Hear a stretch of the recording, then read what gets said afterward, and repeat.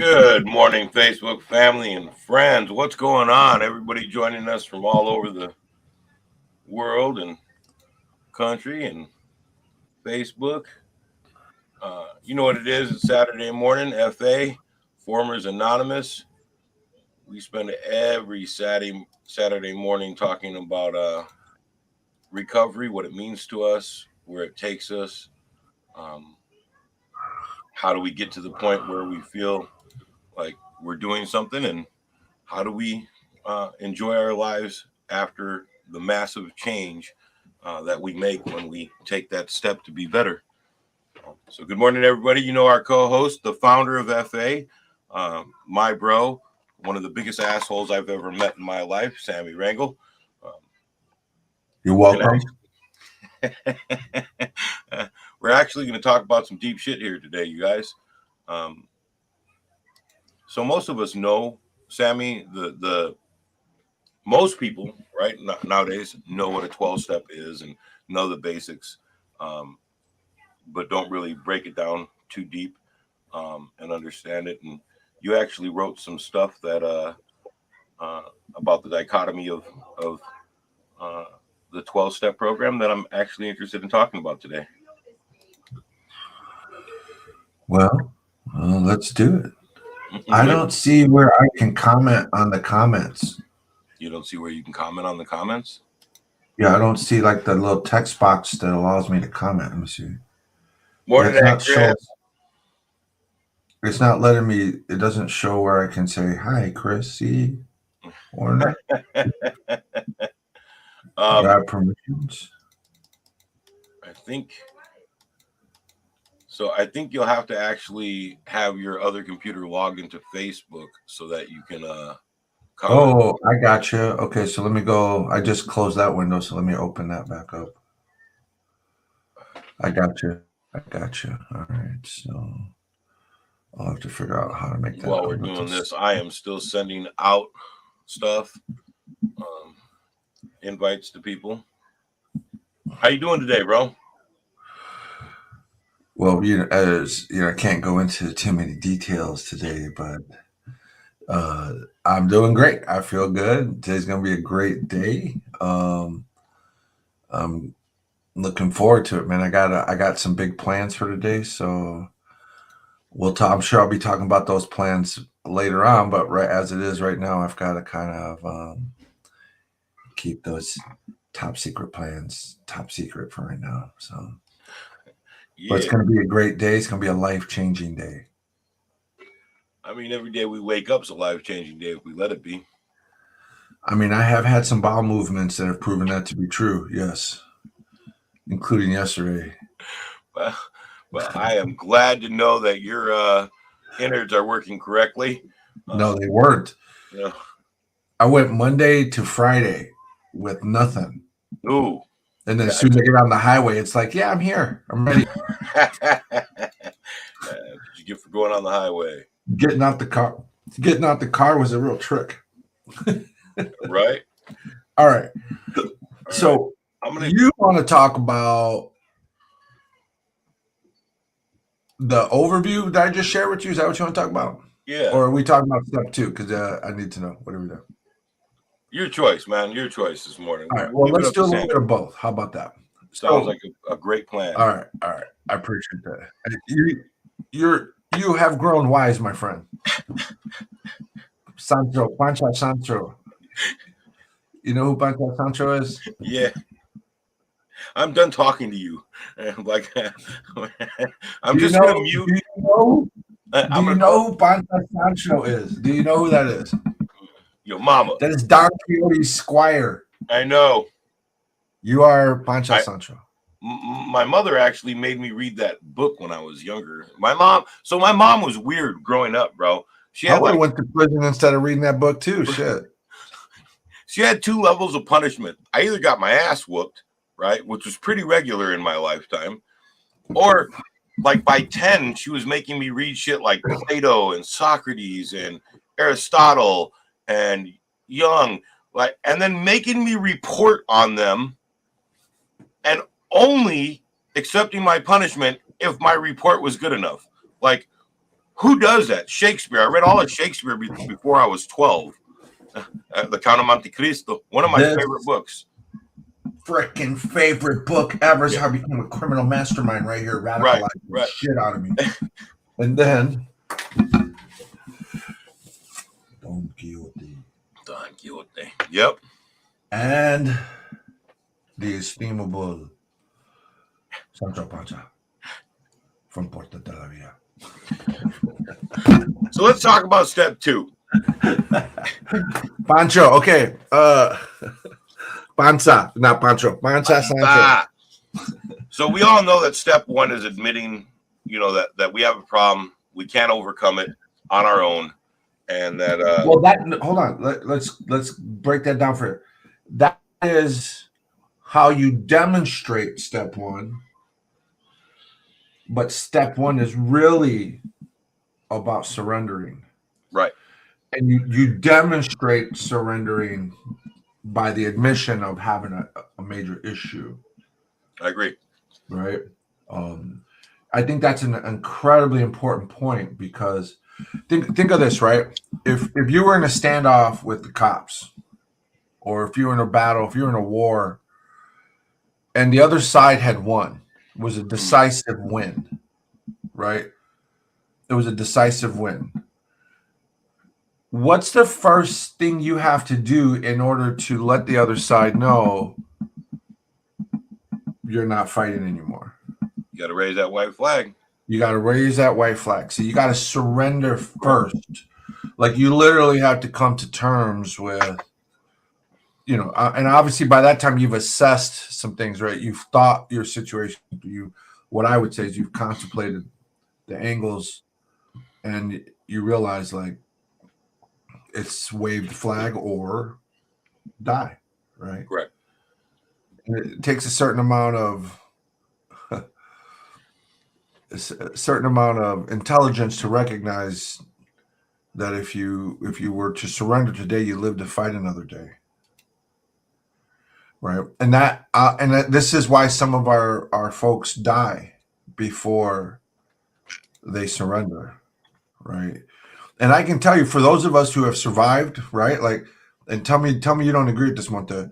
For those of us who have survived, we have never felt like for those who had died that they actually did the right thing. Right. Right. You never. It's not like. I get like if you're in a war and you're fighting for a just cause and you sacrifice your life so that 500 million people can live, like we're going to understand that one. We're going to be like, man, that's, amazing. Like, I don't even know how to put that in words, but right. That sacrifice we understand, right? We might even question whether or not we actually could do something like that, and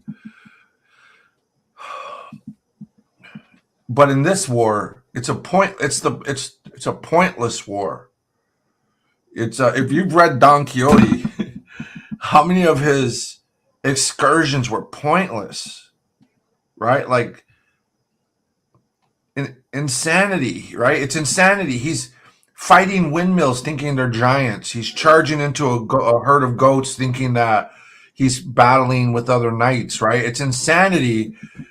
And sometimes that insanity does get the best of people, and they would rather die than surrender, or they die. I don't want to say rather, that sounds judgmental. They die before they can surrender, and I understand remember that insanity. Right. And being willing to die for a cause with no point and a cause with no cause. Yeah.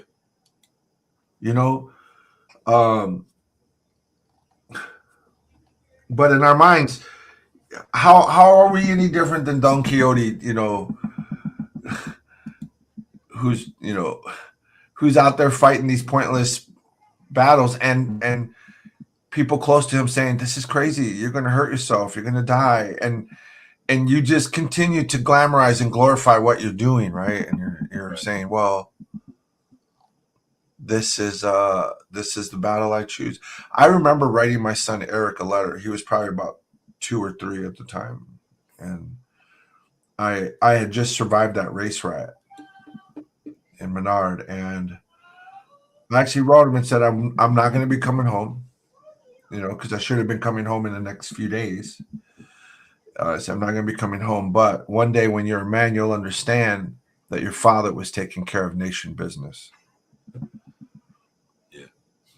Man, dude, in that moment, I felt so alive and so smart and so like honorable and down, right? Like in that moment, I felt like at the top of the world. Look at what I have done. You know, Yeah, and we believed in that, so it was easy for us to think that way. Um, yeah, I look back at some of the choices I made when I was in, and the the damage that it caused, not just myself, but like my family, my mom, my sisters, um, my children. And I couldn't imagine making those choices now, right? Like I couldn't make those same choices now that I made then, just out of pure like disbelief that I'd be dumb enough to do it, right? Like, why would I make that choice? But at that moment when I was making those choices to go to the hole, to hurt people, to, forward nation growth and strength, at that moment, I truly believed in what I was doing as if that was the greatest thing that my life could accumulate and become, right? Like, I'm manifesting myself into this, right? And this is where I should be, and this is the right thing to do, like all the way down to the core. And now it's abhorrent, right? Like, I can't believe that I felt that hurting human beings who had nothing against me except for the colors that I wore, and I had nothing against them except the colors they wore. Like, it's insanity in its purest form, man. Like, and so I believe last week or the week before we talked about step one, right? mhm. Came to believe that the only way out of this shithole was to surrender, Yeah, right? Let me read a little bit of step two as we talk about the overview of the 12 steps here. Step two is came to believe that through practice of spirituality, it could restore us to sanity. Now, in order to understand spirituality, you would have, the way we talk about it, you will have had to have read the spirituality piece, because that's an important piece. So just to give you a 2-second overview of that, for us, spirituality is what do you feel connected to in this world, right? Like what are your most meaningful relationships? What are your most meaningful connections? And I mean, those are all over the place, but typical ones would be God, family, children. You know, to me today, I feel connected to this land I sit on. You know, eh, medicine. It depends, right? Like what we're talking about. Good morning, Sabrina. Morning, Sabrina. Um, but when we come to believe that through practice of spirituality, so this means through practice of engaging with those things that mean the most to us, right? Like in a loving way. When you put your kid in that car and he took off and you were chasing him, right? Like that kind of connection. Yeah, Or when you have to go to someone's funeral and you miss them because they're gone. That kind of connection. Or when you're sitting next to Lizzie on the couch, or I'm sitting next to mine, or I went and picked Selena's up and I held her, like trying to absorb her, like what is it for you? Like, what is it? Because if we can practice deepening that relationship, I'm telling you, we believe we'll bet the bank on it that can restore you to sanity, but not alone. Not that in and of itself, but it will. It's like setting the hook, right? It's like setting the hook. Step one, you think, okay, I'm going to bite that hook. Step two is biting the hook, right? And it, it now we got to set it, right? It's like we're gonna did the hook sink in? Did it set? And if we can ride that out, right? But like anything, you got to get that fish out of the water into the boat before you can say you caught it. Yeah. So this is a part of it, right? You understand? And the quote we use to open up step 2 says, "Sanity," and this is really touching on what me and you both said before we got into this. Sanity is a madness put to good uses, right? Like so, we know that we live with insanity, and we are not ever really going to be completely free of that madness. But through a program like this, we can manage and maintain it, and not only do that, but thrive with it and put it to good use. Right. Look at what we did, Monte. Look at what we did with all the bad shit we did in our lives when we got to this point, and we said, "Let's help somebody else." Right. And what do we? When you think about what we're helping them do, is we're helping them realize, like, okay, because I've been to prison and now you're out of prison, I can help coach you through what it's like to be on this side and how to recover from prison, right? We're taking all the very worst parts of our lives and using it to create a path and a mission to help others. That's exactly what George Santayana is talking about when he is saying we're putting our madness to good use. Right. He's not saying you're free of it. He's saying no. Okay, you've got this insanity. This is why acceptance is so important, right? Like, listen, if you know how you're happy today, Mm-hmm. you know why? You know why you're happy? Because you've accepted the fact that your fucking head will never be the same size as anybody else's in this world. But if you were still fighting that, you would be in the joint still. Right. You'd be still hitting your horns trying to. When you realize you had to turn your head a little sideways to get through the door, right? I still forget sometimes, bro. Bang my head on the door all the time. Lizzie makes fun of me every time. Acceptance, right? Acceptance.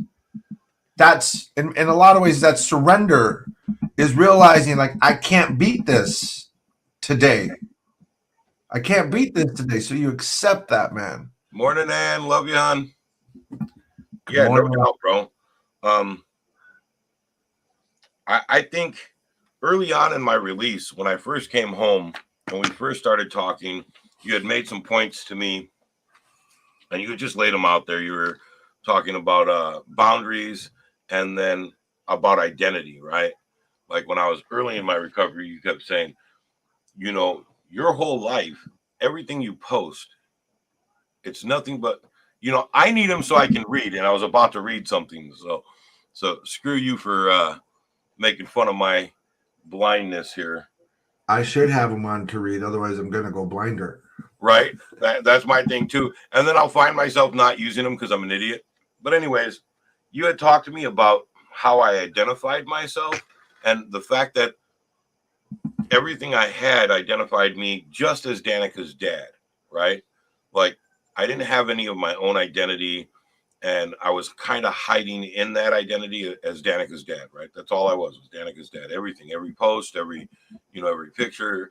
And it was a form of insanity, right? Like I was just hiding from being me. And once I accepted that and kind of moved forward and brought it kind of left it kind of added a stability to my life, right? Like I could be me and I could be Danica's dad and I could be Monte, a member of FA. I could be your friend and I could be a son. I didn't have to just be one thing. And that's how I liken my prior life when I was gangbanging and criminality. All I could be was that in my head, right? There was no room for any other type of persona inside of me. I just had to be the gangbanger, right? I just had to be the best thing I could do in that part. And it actually added a lot of sanity to my life. And you're right. You like doing what we do now, man. It brings me a happiness I didn't know I could have, right? A whole different type of happiness when I see somebody growing and doing better and we talk about it and we watch that. It definitely brings a happier point to my life. And I think the first 3 steps, man. So look, there's always going to be, and I've been big on this topic in FA, which is there's two sides to this coin, right? There's the part that we've done to others, and there's the part that's been done to us. And that may not be the case for everyone, but I know for at least for me and you, we didn't start with a fair shake in life, and that lasted for a long time. And there are a lot of things that were done to us that hurt us. And the second part of that is when you're traumatized and you have trauma, which is not something that's really built into the street life dictionary, right? No such thing as trauma. You are also dealing with,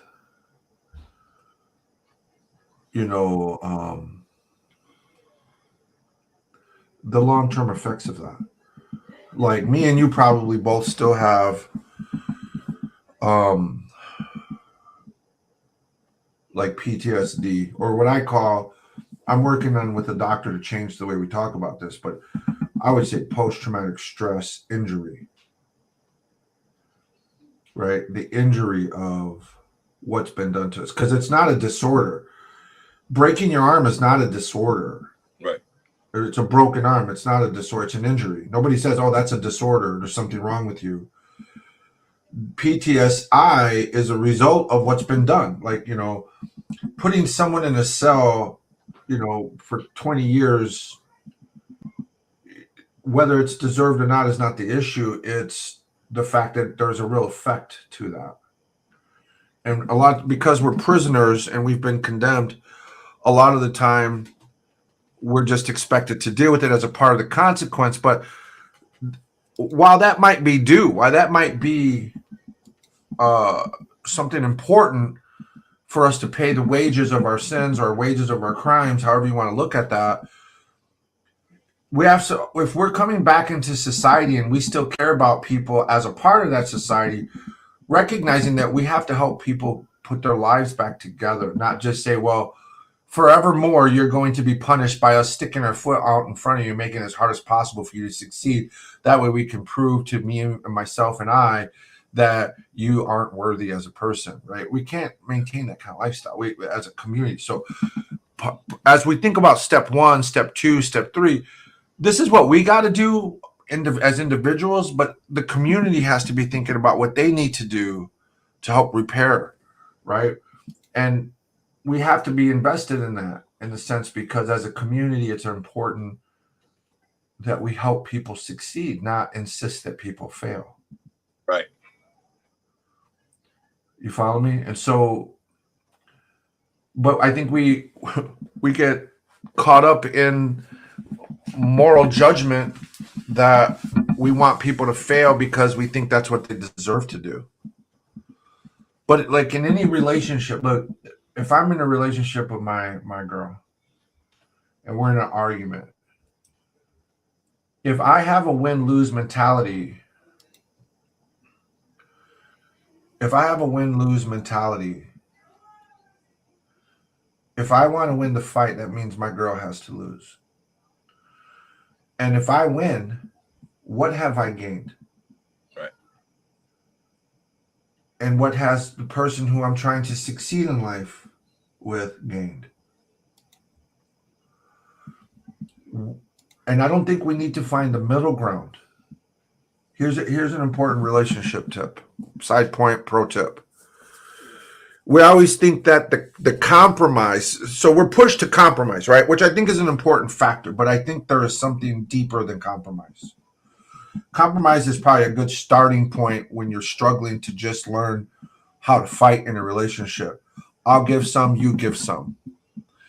But if you lead the way that in order to compromise, I have to give some and you have to give some, right?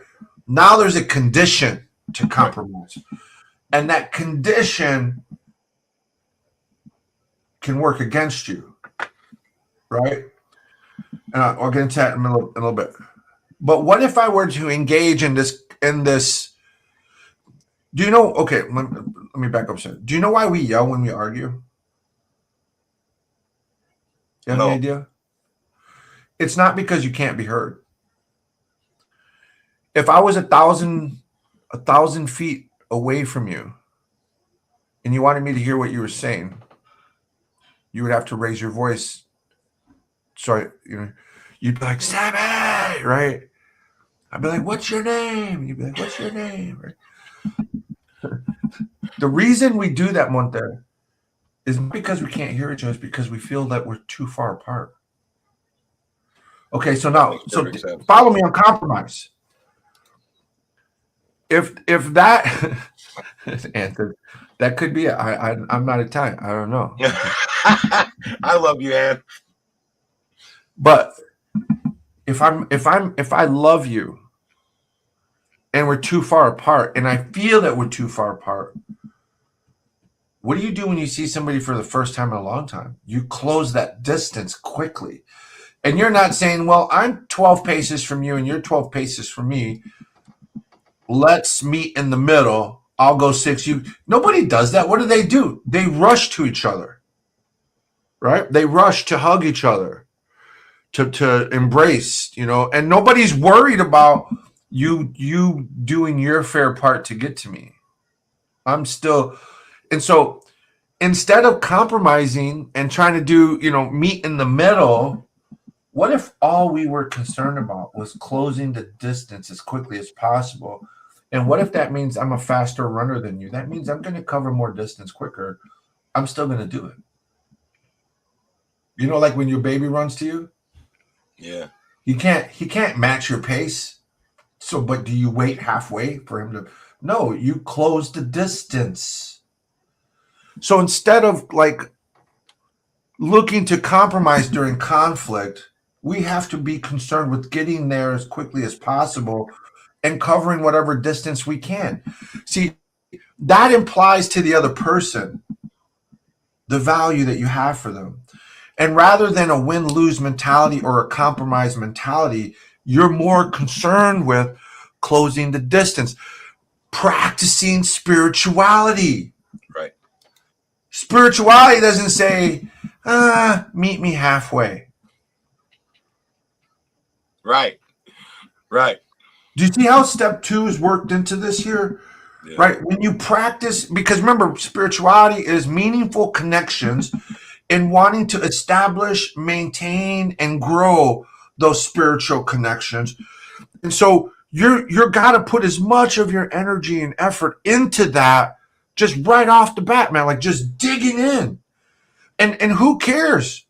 Who cares? Look, when I'm building Julia Garden right now, I put literally about 1,000 pounds of bricks on my trailer, about 500 pounds of soil on my trailer.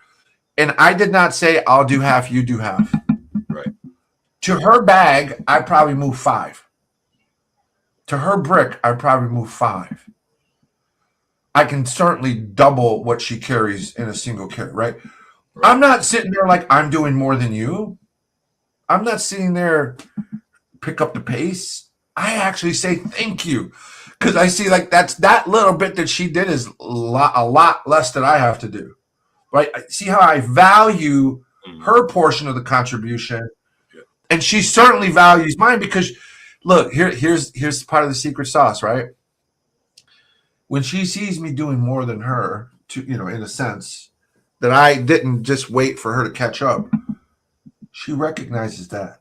And then she loves me more because she sees I work hard regardless of how much she can do. Yeah. That brings us like this, man. That's the practice of spirituality. Because honestly, her percentage is the same as my percentage, but we don't always produce the same through that percentage. Right. The value is equal.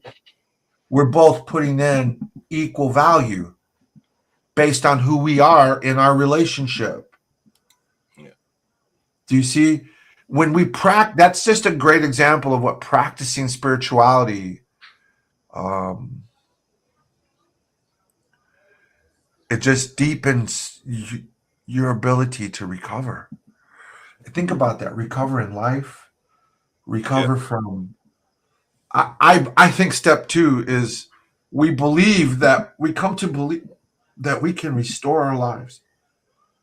not only our lives, but restore balance in our lives, balance in our relationships, balance in anything that we are a part of, right? If we do these things. And right now in step two, we're just spending a lot of time wondering, which is great, right? Wondering is a great example. It's proof of life. Mm-hmm. When you can wonder, it's proof of life, man. This is how you know you're alive, when you can at least wonder if there's a better alternative. Sherry, congratulations. That's what's up. Yeah, yeah. Love you. Congrats, hon. Oh, she's watching our playbacks. Yeah, Please yeah. go You're back watching and our watch the playbacks part and where I sharing talked about regularly. Monte's head. It's funny. I think it's funny. So when you were writing, I remember during the process of you writing the steps out, right? We hadn't met yet because I did this before I launched Formers. Right. I'm talking about once we got farther into the formers and Yeah. you were finishing and fleshing out everything, seven and beyond. So I never really thought about the overview of looking at each step and then categorizing them and showing where we're at in our recovery while we're working them. And I think once I read this, and literally when I look at it and I read this, it it resonated immediately because as I'm looking at it, I understood exactly what you're saying, right? By taking each of those steps and breaking them down into a 4-step overview, right? Which is what you have here. Um, it made sense, right? Because we progress. We don't just go from 1 to 12, right? We don't just go from here to there. We have to take trips in our journey, right? And so in those journeys, there's chapters of our books, right? Bam, bam, bam. So I'm going to share this screen real quick, and I want to talk about this as we go through it, because it actually made a lot of sense and meant a lot to me when I started looking at it. All right, so that should be pretty good. All right, so here's the 12-step overview as you written it. And you took step 1, 2, and 3 in here. Let me. Oh, I can't do that without screwing that up. So um, let's. Do you have your 12-step there next to you? Yeah. All right. So just give the quick 1, 2, and 3. Step 1, admitting that we're powerless. Step 2, uh, and step 3, and then let's connect it to the honesty, hope, and choice. All right. So you want me to like read the first three steps? Yeah. All right. Or just yeah. So step one is we admitted we were powerless over our criminality and our addiction, and that our lives and lifestyles had become unmanageable. Step two is came to believe that through practice of spirituality, it could restore us to sanity. Step three is made a decision to live our lives through the practice of spiritual principles, seeking the path of spirituality as we understood spirituality. Bang bang. All right, I got mine up now. I just had to get mine up. Yeah. All right. So what were you thinking, right? First off, the fact that you decided to write a 12-step program to fit people that didn't fit in other 12-step programs was amazing to begin with, right? Like it had been 100+ years since the original AA, and then NA came along, and EA and GA and all the other 12-step programs came along. Um, but the thought process from the beginning was criminality was just purely uh, uh, a result of one of these other addictions. It was always considered not as important as an underlying, or it was an underlying symptom to a bigger disease, not recognized as a disease itself.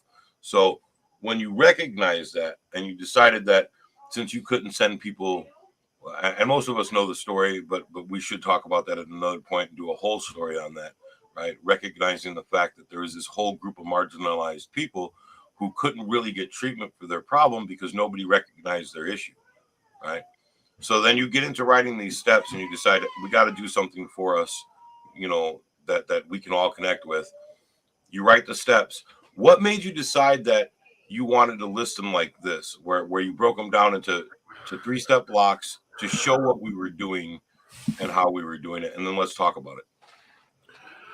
Well, I take inspiration from where I can get it, right? And I think that's why it's important to read. That's why it's important to look at. First of all, my idea isn't original, it's unique, right? Because I didn't create the 12-step model. I'm inspired by the 12-step model. Mm-hmm. I didn't create the mental health model, but I'm inspired by the mental health model. There is on the West Coast something called CGA, which is Criminals and Gangs Anonymous. But the issue I had with that was that it's just a cookie cutter version and not really adapted for our unique needs. Like if in the literature, you'll see the criminal versus the addict. And then what happens when you have both of those in one person, how that morphs into a third dynamic that nobody really even talks about. It's one thing to be a criminal, and I don't think one size fits all. It's one thing to be an addict. I don't think one size fits all. But to your point, when you go to prison or you go to programming, they just lump it all in one bucket and be like, okay, this should apply to everything you got going on here. But when you have somebody who has both addictions and criminality and they merge, you don't come out with just half a criminal and half an addict. You come out with something uniquely, distinctly different. This right here is right. It goes back to keep it simple, stupid, right? While I don't agree with that and I don't use that as a basis, what is the simplest way to deliver what we're talking about? Because it gets messy, right? Because our mind, especially in the beginning, our minds are all over the place, man. We're doubting, we're scared, we're angry, we're bitter, we're resentful, we're crying, we're laughing. Like we look like a basket case when we get to step one. And we need to be able to understand what we're really talking about at its core. Now, on the other side, we have supporters, right? We don't have sponsors. Mm-hmm. We have somebody who can walk you through your process with you. They also need to know how to simplify it when they're teaching it, supporting through it, right? Because if you look at how many tangents do we go on when we talk about any of this stuff, right? We can go, we'll be way on left field and people will think, I thought you guys were talking about step 2. We are. And then I try to make sense of it so we can come back to step 1 or 2, right? But this is our North Star for each step. And then within the grouping of so step 1, honesty, that's the North Star for step 1. The North Star for steps 1, 2, and 3 is surrender and contemplation, right? So we're always working on the bigger picture, but sometimes we're paying attention to a detail of the bigger picture. And within that bigger picture are like sub big pictures. On steps 1, 2, and 3, we're working on surrendering, right? We need to know that that's what we're doing. And we can't, as your supporter, I can't, in good faith, move forward until I know that that's been complete. So me and you are going to have to go back through steps 1, 2, and 3 a bunch of times to make sure that we were thorough, right? That we did, because what's going to come up as we get deeper into these steps are reservations, right? When, I'll be honest, I got out of the gang, I cut my hair, I went through this drastic change, right? 2 years later, I still had my gang tattoos. Why? Right? And I couldn't tell you. I didn't have an answer. But I can tell you what came up when I thought about covering it up. I found that it was a reservation because I was covering up a key to the city that doesn't open for just anybody. And I was realizing that, okay, you're still afraid that if things go south in this new life, you won't have a back door. Yeah. So I hadn't taken the complete leap of faith. I had taken steps towards my leap of faith. This was my ultimate leap of faith to cover that tattoo up, right? And I didn't even know. I didn't even know until I thought about it. And you know what made me think about it? Talking about spiritual relationships. My daughter was born. And there was a picture and a video of me holding her. Did I lose you? No, I'm here. I'm watching the video of me cradling her in my arms, and right above her freaking head is that fucking gang tattoo. And I got so mad at myself. I'm like, why? Why did I put that over her like that? I didn't even notice it until later. And I'm like, that's it. And you know, of course, I'm going to pull the trigger. But as I got closer and closer to the moment, right up until the moment he did his first stab with the needle, I knew that that was like the final piece, man. For me, for me. But on the other side, there is comfort as an addict or a criminal to know that I don't actually just need the tattoo. I just need, if I want to go back, I can go back. It's always there. Right. Yeah. And so I wasn't really losing anything. I wasn't, you know, I'm still me. I'm still who I am. But at the same time, man, I just knew that that was a commitment. Like there was, I didn't even know that I was hanging on to something, that I had a reservation. And I couldn't even get to steps 4, 5, and 6 or any subsequent steps. I couldn't start to prepare until I had thought that all the way through and surrendered to those thoughts. And I think I ultimately, as you can see in step 3, there's this choice. The choice is you get to what's called the PNR, the point of no return. And you just have to decide that come what may, this is your path, you know? And You know what's it's, funny? Oh, go ahead. no, go ahead, bro. You know what's funny is, you know, you said it was when you seen that tattoo, and actually, the person, it was a human being who pointed it out to me. It was Soul. I don't know if you remember Soul, MLD Mhm. Soul. Yep. We were in Fox Lake together, and it's when I was first coming to the decision that I needed to be something more. And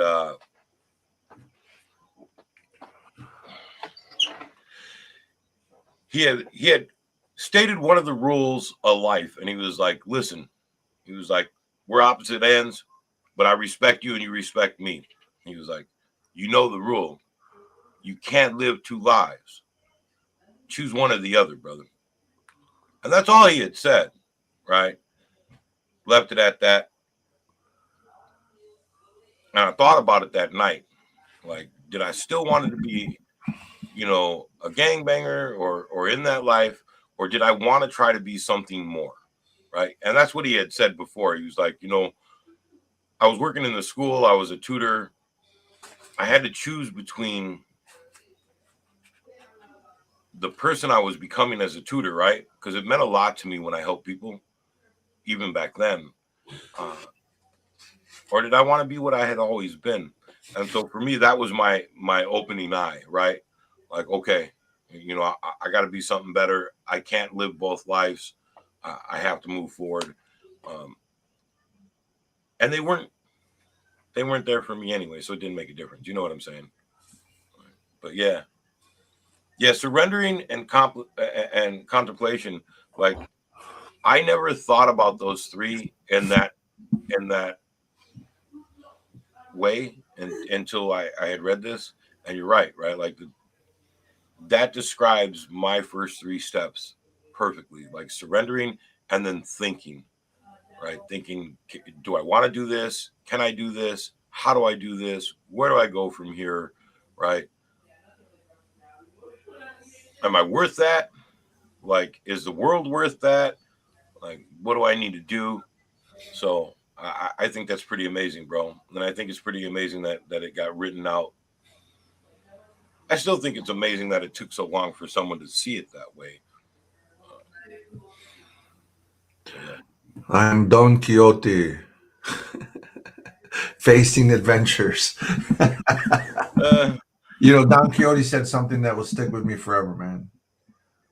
You know, what was that that? essentially he was saying that we are all the sum of our own works, you know. I got to unlock my door. I got a coffee delivery coming. Oh, I see. I love you. You are awesome. I love you too, Lizzie. That was Tish. Never mind. Take it back. Lizzie's giving the kid a bath. Tish ran up to grab me a cup of coffee. You see I that? came prepared. Even swapped out cups. It's like a pit crew. Boom, boom. Like they make it, they bring it to the door. We swap, bam, bam. Let's go. Let's get it in here. And when I was really smart, I would have took my spare Keurig and set it up here on the side of my desk so that I could just make coffee and slam it down my veins as we talk. So I want to read something from step 2. I'm not going to read a lot, but we're going to read something from step 2 that always, I think, describes us to a T, right?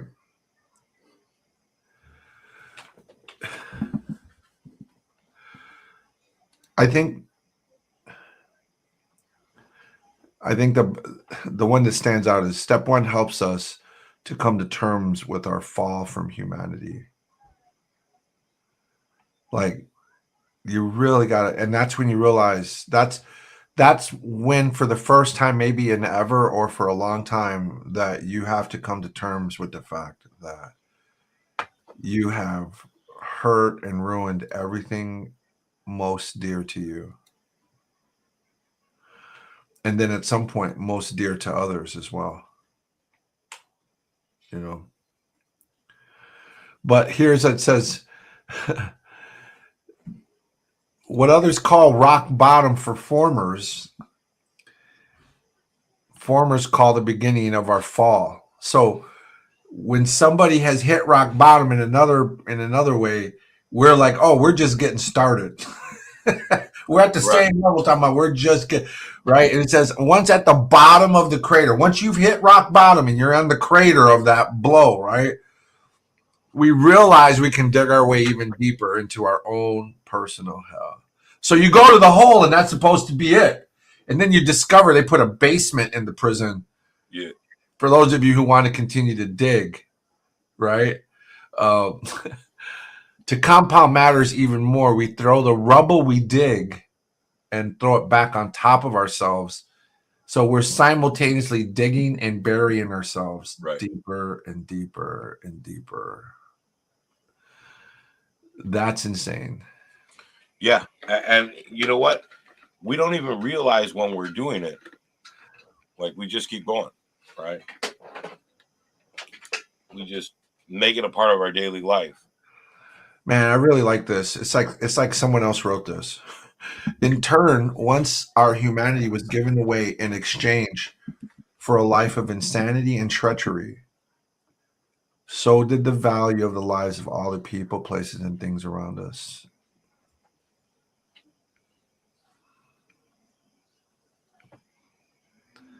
Man, I'll never do that again. I do think I have value in the decisions I've made to change today, but in the beginning, they were so deeply attached to the people I loved that once I was aware of the damage I had done, I couldn't bear causing more damage. You know, it's crazy because when we were in those lifestyles, when we were doing those things, we didn't think about it like that at all. And now, you know, when we think about how many people we hurt and how many people, you know, whose lives we negatively impact on a permanent basis, it's both horrifying and abhorrent. Right? Like, I couldn't imagine doing that to somebody again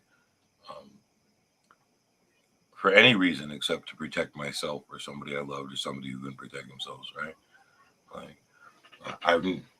you know, we recently went through some pretty harsh shit with somebody we both cared about deeply, and my mom, and the things that happened. And I was talking to a buddy of mine who knew him and his family as well. And I was like, man, you know, I'd really like to catch up with him and sit down and talk. And he goes, bro, no, don't do anything dumb. And I'm like, I had honestly, genuinely met. I just wanted to speak to him. Like, I wanted to ask him why you could hurt me that way, why, you know, our friendship didn't mean that much, or what was going through your head. Like, explain it to me. But my bro was like, don't, no, sitting down. And I'm like, I didn't even think about putting hands on him, right? Like, that wasn't the point. Like, I couldn't imagine hurting him physically, right? For any other reason besides to protect myself or to protect someone else. Other than that, I don't even think about hurting him in that sense. I was just so hurt by the situation, you know what I mean? And about the end results and about how much I did love this brother, right? Like, dude, you already know, I opened everything to him. Like, he was family to me, man. Yeah. But yeah, like our lifestyles, man, it still pains me to know how many people I hurt, right? And I still feel remorse for all the pain I caused. I don't feel guilty anymore. Now I know the difference between the two. Like, but I do feel remorse, man. And that's partially why I'm doing this, right? Like every day, bro. This is why on Thursday nights, even though I had something to do this week, I was at group, Saturday, last night, we didn't do OCOR because Lizzie was out and I had the kids and the kids were more important than doing the show. Tonight, I'm not going to do it because I'm going to spend it with my sister for her birthday.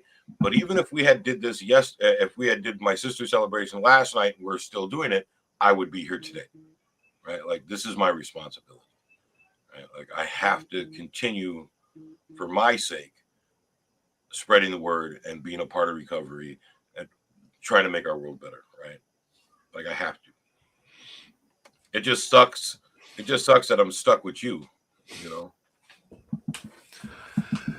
welcome. Yeah, that's all I can say, brother. That's all I can say. Sometimes you get a choice who's your Sally, sometimes you don't. I do. Yeah. God, I was talking to a friend of mine the other day, and do you remember the conversation we had about misplaced and about loyalty and dead loyalty and how it was dead end sometimes, and that you think you're being loyal but you're just hurting yourself for things that didn't make a difference. Yeah, and we were talking about that, and I explained it to her the way you explained it to me, with my own version of it. Yeah. And she gave me a hug, and she was like, it really just hurts to tell this person I can't anymore. And I'm like, it's gonna hurt, but it's not your responsibility. You don't owe it to them to take yourself down with them. Like, we don't owe it to anyone to sink our own ship. Yeah. Trying to be their life raft. But and it's not only, again, there's always two sides, right? Sometimes for some people, going to jail is the only way they're going to get any sort of possibility of help. Yeah. It's not guaranteed, but it's we know what's going to happen if nothing changes. We don't know what's going to happen when we take risks to do something that might be painful, but that also might be beneficial, right? And I've told this story before, but when I again just had survived that race riot, I don't know really what's ahead of me yet. I don't even really know at that point how far up the ladder I'm going to make it in the next 2 years because of what I did. It was still too fresh. The rumors are still flying about what happened in that riot and what I did and what others did. What was coming was a cloak, of being praised, but really thinking you're becoming a puppet master and you're just a puppet, thinking you're the one controlling the strings attached to you, right? My brother came. He was around 11, 12 years old. And back then I started my long hair, so he was kind of fascinated with my long hair. But I'm in shackles and I have to sit at a table with a glass between us, and he's sitting on the other side of it. And you can't reach over the glass, I'm in the admin hallway because they don't really have a place to put people like me for visit. So there's guards and people walking past us as we're trying to visit. Here's what my brother says, and this is a great way to summarize debt and loyalty. He says, Sam, if you fell into a volcano and I couldn't save you, I would jump in with you. And I thought to myself, this is me 17, 18 years old at the time. That's love. My brother loves me. And I said, I love you too, mijo. It wasn't until 20 years later, maybe, that I realized just how terrible that sentimentality was for him. As if to say that if you can't make it, none of us will make it. We're all going to die here. And look, it's different than when you're the captain of the ship and you got to go down with your ship. I mean, I don't necessarily understand that completely, but I understand. Like, I'm the last one out of a burning house if my kids and family are in there. I understand. But if I can get out, I should get out. Like, I don't think I need to die there just because, right? But but if I have to, I will, because that's my duty. I feel that is my duty, right? Yeah. And I recognize that toxic development came from my family because my parents raised them because I left. Thank God I left. Otherwise, I'd believe the same thing.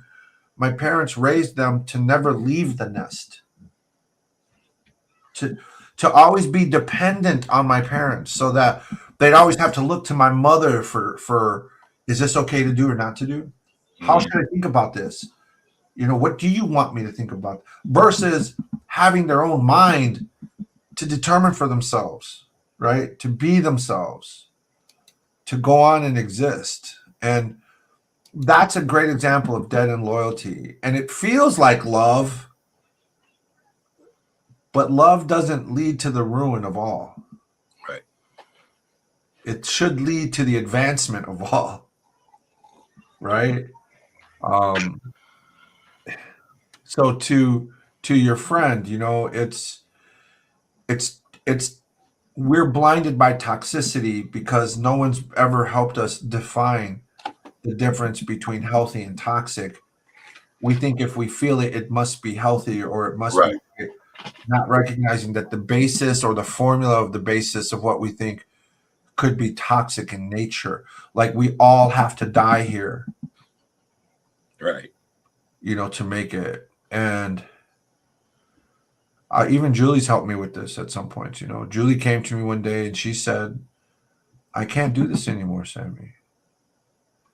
And I had to make a decision right then and there. If she had never said that, if she hadn't put herself first, our relationship probably would have ended at some point, right, instead of continue to grow. Because it wasn't, I don't even think it's a slap in the face. It's just like a situation that makes your eyes open up and you realize, like, we're at a growth point. We're at a choke point that's either going to choke us or grow us, right?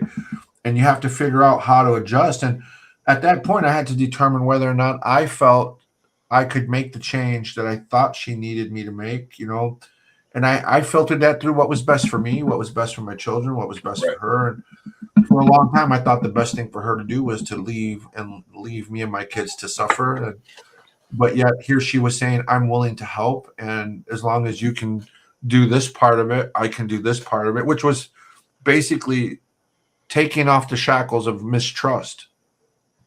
Because of my divorce, it really, and even though I said, I want to trust you, I'm going to trust you, it was a battle to get trusting. Right? It was a battle to become trusting.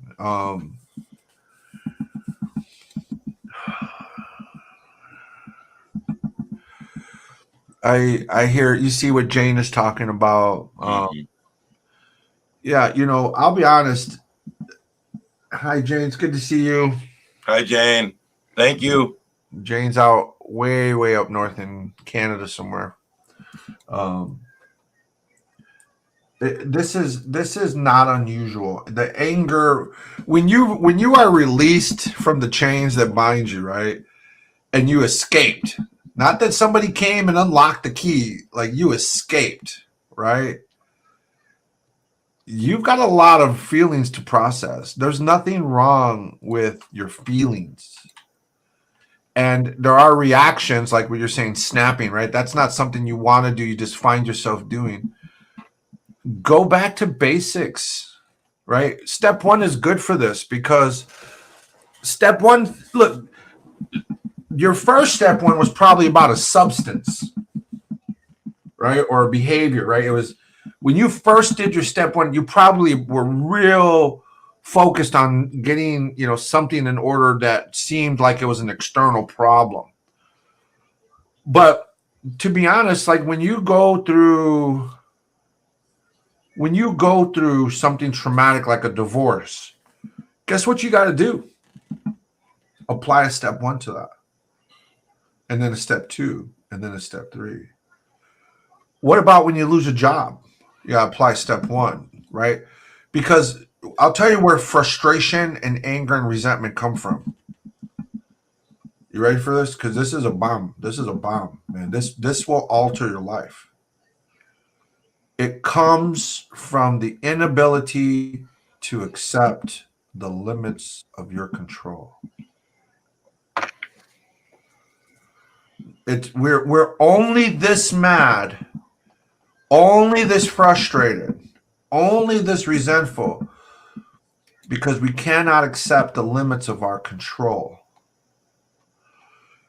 If you were to accept that you had a shitty start in life, right? One day, like if you accepted that, you know what's going to happen next? Peace.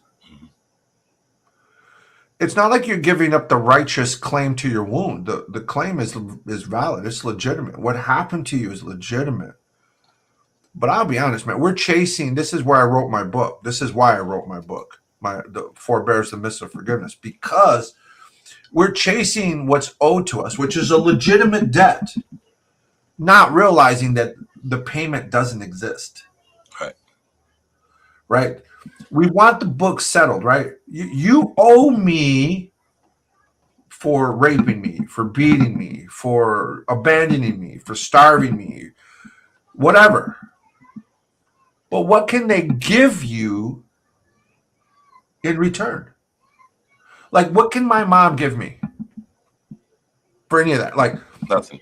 she let her brother rape me and my sister when we were just toddlers. We were just 2, starting at 2 years old for me. Okay, she owes me for that. But today, here I am in my 50s. What can she give me? Even if she said, I'm sorry. Even if she meant, I'm sorry. Even if she got on her knees and said, I'm sorry. And if she owned it in the perfect way, right? Like she owned it, like bam, nailed it, right? And the skies opened and rainbows and $1 million fell in my lap, right? To do with as I please. Even if that happened, I still have the fucking wound. Right? And I don't feel any more complete if that's what I was waiting for. The 12 steps don't say go out and collect what is owed. Right. Right. It doesn't exist, right? And so our anger, our which is really secondary. Jane, just so you know, anger is secondary. It's a secondary emotion. We typically use anger to cover up other more sensitive feelings. But we feel better with anger in a sense because we feel like we can protect the other wounds, the other hurts, right? Anger is coming from not accepting that our life wasn't the way we think it should be. Acceptance says, this is the only way life could have been. And it's unfortunate that it hurt us, but that's not the end of the story. Because as we go back to the top of step 2, sanity is a madness put to good uses, right? Like we take the very worst of what life has given us and we make something better. You know what Don Quixote said? Be patient and shuffle the cards. Think that through, man. Be patient and shuffle the cards. We are complaining that these are the cards we That we're dealt. have, Right. and we don't realize that you can basically shuffle the cards. That you can redeal your own hand, even if you get the same freaking cards. And guess what? You can play your hand differently. Yep. Fucking bluff it if you have to. Fake it till you make it, right? Hell yeah. You don't have a hand, but you can bluff it. And you know what? You could still win the pot of gold with having nothing. I feel like that's what I've done. I was dealt a shitty hand, and I have played those cards to the best of my ability today. Yeah. Dude, I was talking to the Department of Corrections, one of the supervisors down there, and we were talking about one of her clients. She just asked an opinion I had, and he's a great kid. So as we were talking, I giggled, and she was like, "Why are you giggling?" I'm like, "Think about our situation right now at hand." And she's like, "What do you mean?" I was like, "You are talking to a ex-con currently on parole and asking my thought and advice on one of your current clients." And she always refers to them as clients, which I respect a lot, right? She looks at her job as a guide or a social worker more than as, a control. And that's why I've always liked her. And I giggled because who would have thought that this is the mid game of this card game that we're playing after I started off with a hand of 7 deuce, right? Like I started this hand with 7 deuce. Like worst hand you can have in poker. Like I'm working with a full house right now, looking to make a royal flush, right? Like I'm pushing, right? But who the fuck would have thought? Like who would have thought? I had a meeting with a wonderful lady, Yvette, who runs Gamester Bay downtown, and she had asked me my opinion about an officer who works at one of the cop house, and I was like, "Hey, listen, here's his phone number. Give him a call. He's a friend of mine." Right? Like, who would have thought? Not even while I was incarcerated. Who would have thought 9.5 years ago when I first came home that I would be handing somebody the card to the head of a cop house who's really great at community organization and really concerned with his community, right?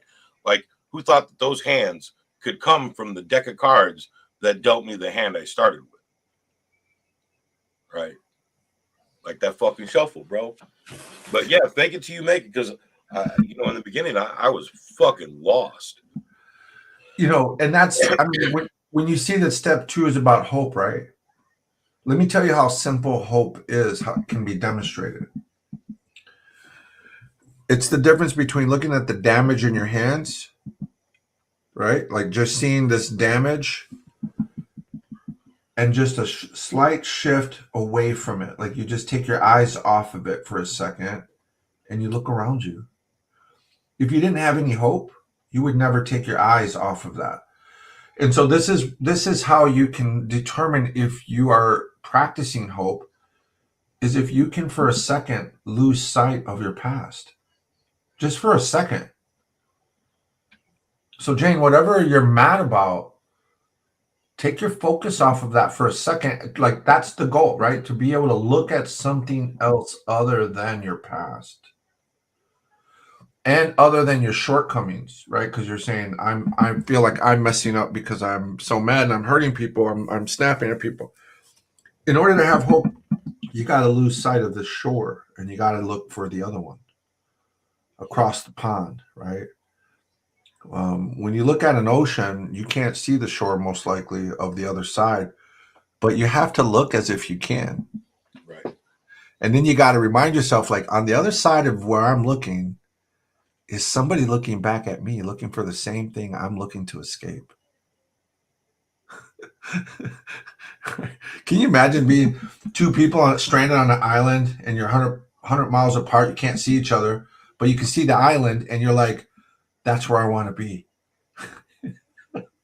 And here's a bitter pill to swallow. There is shit on both sides of the fence. Not enough mayonnaise, bro. None of mayonnaise. We're all gonna eat our shit sandwich. We just got to do it with a smile. All right, let's end that here. Listen, you guys. I love how you guys participate weekly. Thank you, people, all of you, for being here with me and Sammy and walking with us through our journey of recovery and self discovery. Like, you've been at it for what, 20 plus years? Yeah. And you're still here, right? Like, been here 10 years, and I still know that without my active recovery and my active group, that I might not be here. So for all you who think it's easy, it's not. I just can't bring myself to tell everybody where all the bodies are at. I just can't do that. I still got work to do. So next week, Saturday morning, we're going to talk about the second part of those 4-step overview of the 12 steps. Thank you for being with us today. We love you guys. We'll see you next week. Peace out, y'all.